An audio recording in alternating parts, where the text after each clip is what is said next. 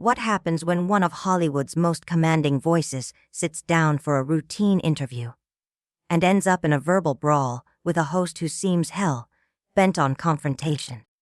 What happens when civility breaks down live on air and two powerful personalities clash in ways no one expected? Today, we're unpacking the explosive showdown between Samuel L. Jackson and Joy Behar, an encounter so tense, so personal. It ended with security called, and one of the most respected actors in Hollywood escorted from the studio. This wasn't just another awkward celebrity interview. This was a collision of values, egos, and something deeper, something raw. Buckle up, subscribe, and drop a comment below. Because what happened that morning at The View was anything but ordinary. It all started like any other day at the New York studio. The energy was electric. Samuel L.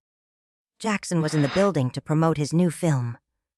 Known for his gravitas both on and off screen, Jackson had built a reputation over decades as calm, precise, even when challenged. But Joy Behar had other plans.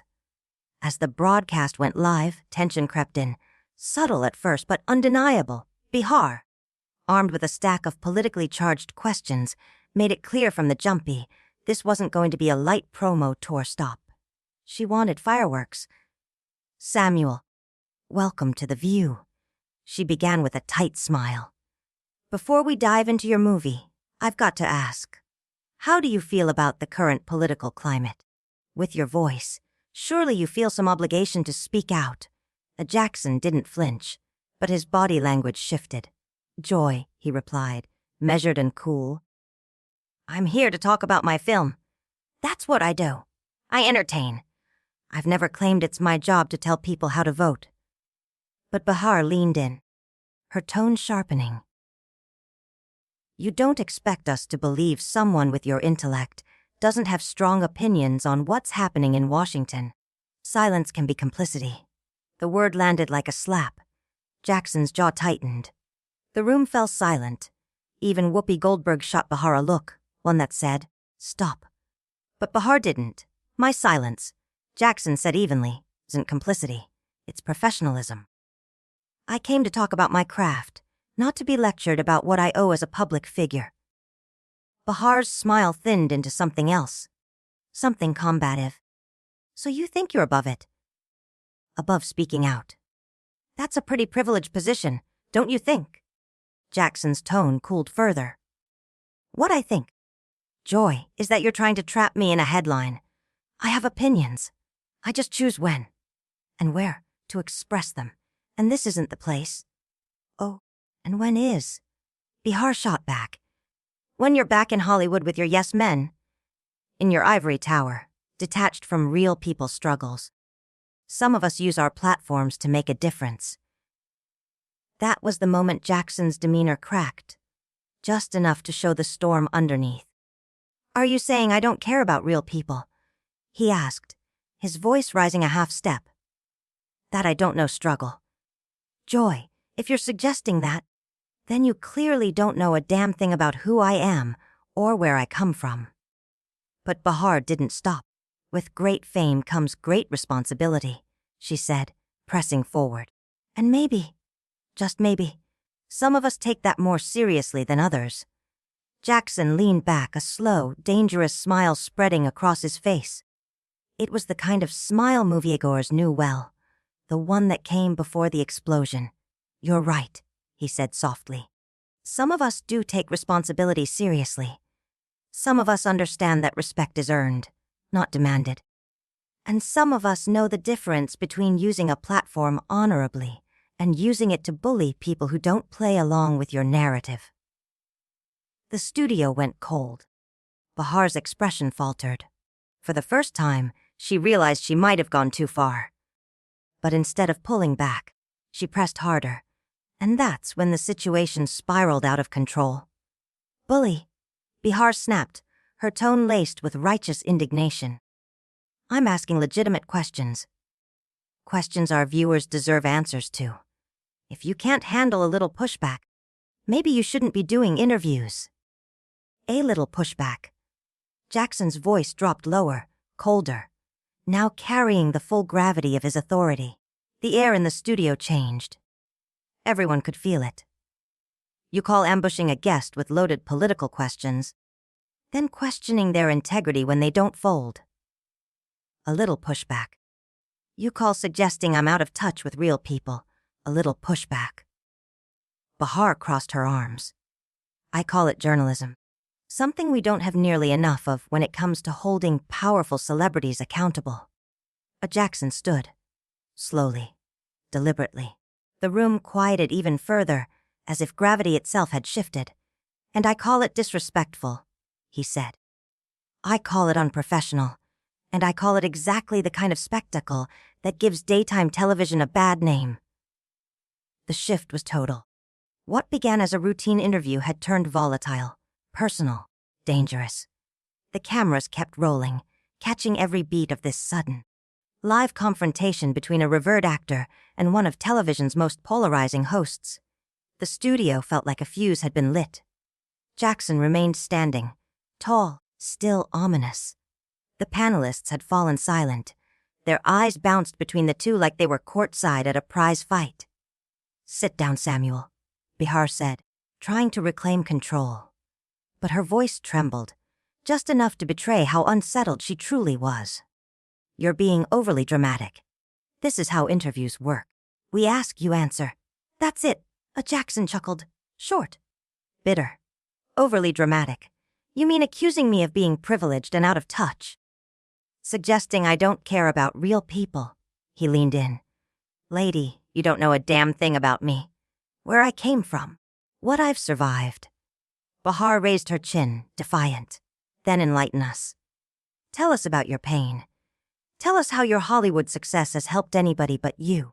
Because from where I sit, you look mighty comfortable in your bubble. It hit like a slap.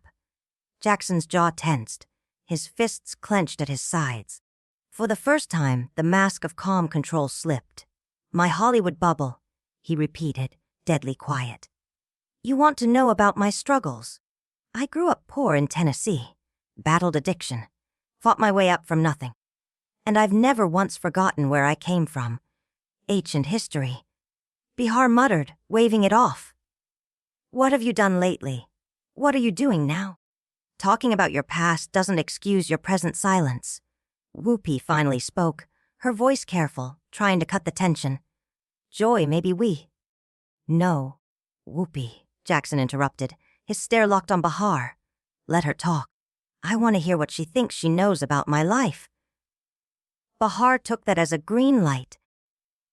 I know you've got a platform millions would kill for, and you're wasting it. Sitting here like you're above it all while the world burns. Some of us actually use our voice, and some of us, Jackson said, his voice rising now, know the difference between taking a stand and putting on a show. Some of us know that real change doesn't come from screaming on television. It comes from doing the work. Quietly, consistently, without needing applause. So now I'm grandstanding, Behar snapped. I'm grandstanding because I want people like you to use your influence for good. I'm grandstanding because I care. No, Jackson said, voice sharp. You're grandstanding because you're baiting me for sound bites. Because you want a headline. Because you think bulldozing me on live TV makes you some kind of crusader. The word bulldozing landed hard. Behar's face flushed from red to purple. Her voice cracked, shrill and furious. How dare you? How dare you call me a bully? Jackson snapped, his voice rising. How dare you suggest I'm doing this for ratings? I'm here holding you accountable for your privilege and your silence. Behar scoffed. My privilege. Jackson's voice thundered through the studio, a masterclass in controlled fury honed from decades on stage. You want to talk about privilege. You sit in that chair, collecting millions to offer your opinions. Safe, comfortable, untouchable. And you have the nerve to lecture me. He leaned forward, voice like a blade. You've never lived my life, never fought my battles. You don't get to tell me what my responsibilities are. I've faced plenty of challenges. Behar snapped. I've worked to get where I am. I use my voice to fight for justice, Unlike some who take the check and disappear. Jackson's jaw tightened. He repeated her words slowly, incredulous. Take the check and disappear. His voice dripped with disbelief. Is that what you think I've done? Is that what you think my life's work has been about? Behar shrugged. If the shoe fits. Her tone was flippant, but the moment it left her lips, the room shifted. Silence, even the camera operators froze. Jackson stared at her, breathing slowly, trying, barely, to hold it in. Finally, his voice dropped to a lethal calm. You know what, Joy? I've been in this industry over 30 years. Worked with legends. Been underestimated, dismissed, and disrespected. But I've never, not once, been treated this poorly by someone who pretends to be a professional. Oh, please? Behar rolled her eyes. I asked you questions, Samuel. If you can't handle that, maybe you shouldn't be doing interviews. Jackson's brows shot up. Questions? You think this was questioning? You accused me, attacked me, doubted my integrity, my character, and my commitment to my people. That's not journalism. That's a smear job. It's called accountability, Behar said, but the force behind her voice had cracked. It's called not giving celebrities a free pass, just because they're famous.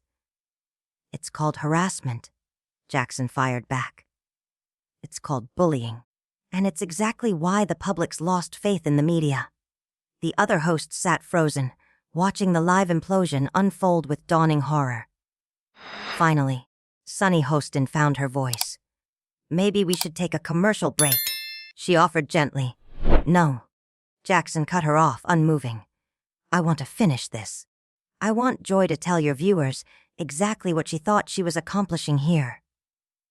Behar narrowed her eyes. For a moment, it looked like she might retreat, but then her instinct to strike reared back up. What I wanted, Samuel, was for you to acknowledge the responsibility that comes with your platform. What I wanted was for you to admit that silence in the face of injustice isn't noble. It's cowardice. Jackson nodded slowly, his voice now calm but final, sharp enough to draw blood. What you actually accomplished, Joy, was proving to everyone watching that you're exactly the kind of person who gives daytime television a bad name. You ambushed a guest who came here in good faith, then twisted it into a spectacle. His words landed like a hammer. Behar flinched, but only for a breath. She leaned forward, eyes blazing. You know what your real problem is, she hissed. You're not angry about my questions. You're angry because finally, someone had the guts to say the Emperor has no clothes. You're mad because someone called you what you've become. She paused, savoring it, a sellout. The word hit Jackson like a slap. His body stiffened, his fists clenched on the table. For a moment, it looked like he might walk straight around and confront her face to face.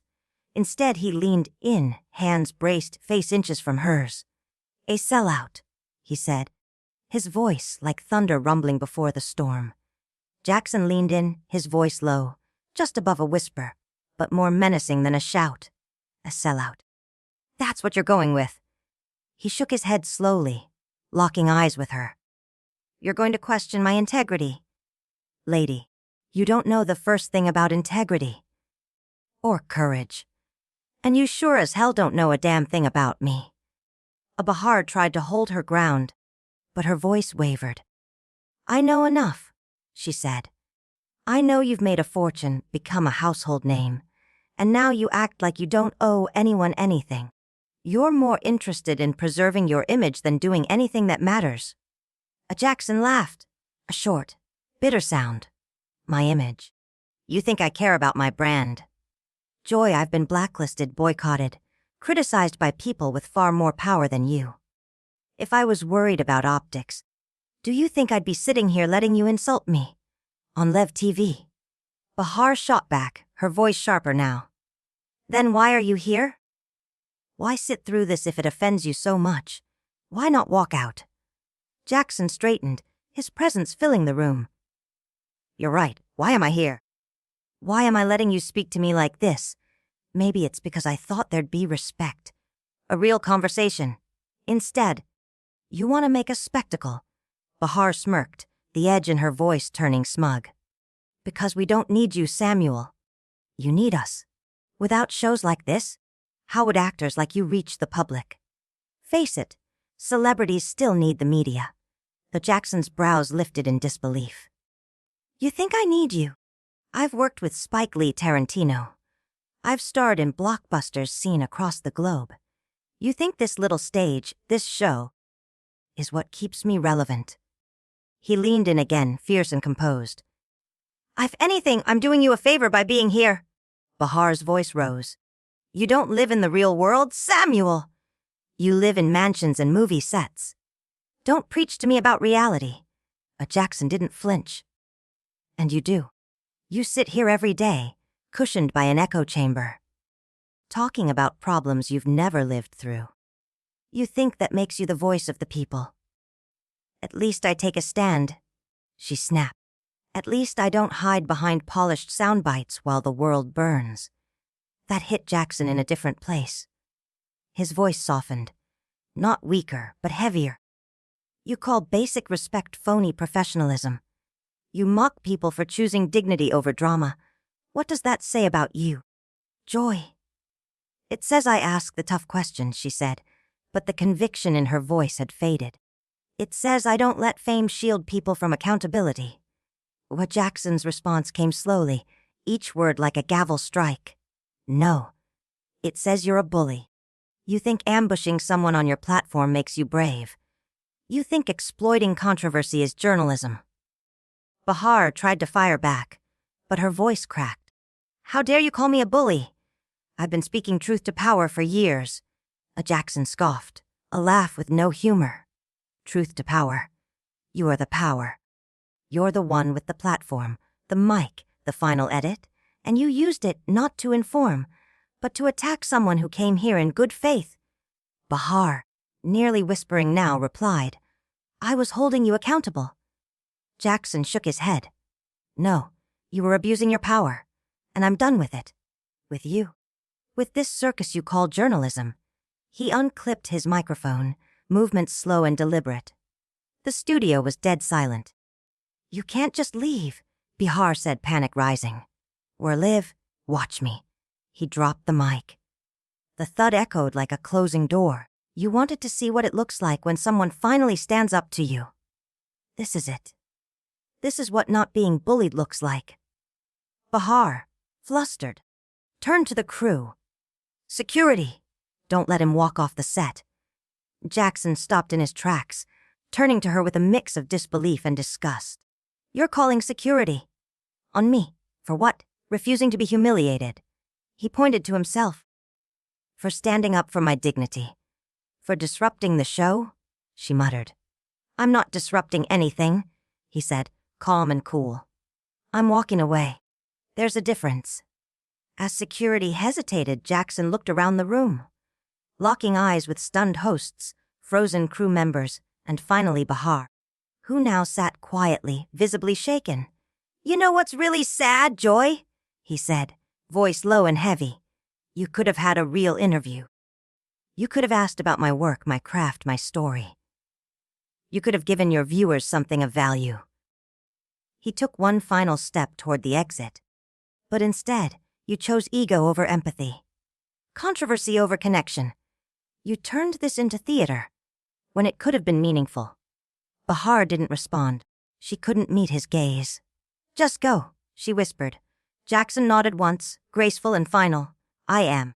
And I hope your viewers remember this moment. He paused. This is what it looks like when someone refuses to be bullied. And with that, Samuel L. Jackson walked off the set of The View, leaving behind a stunned audience, silenced hosts, and a legacy of one man who chose dignity over drama.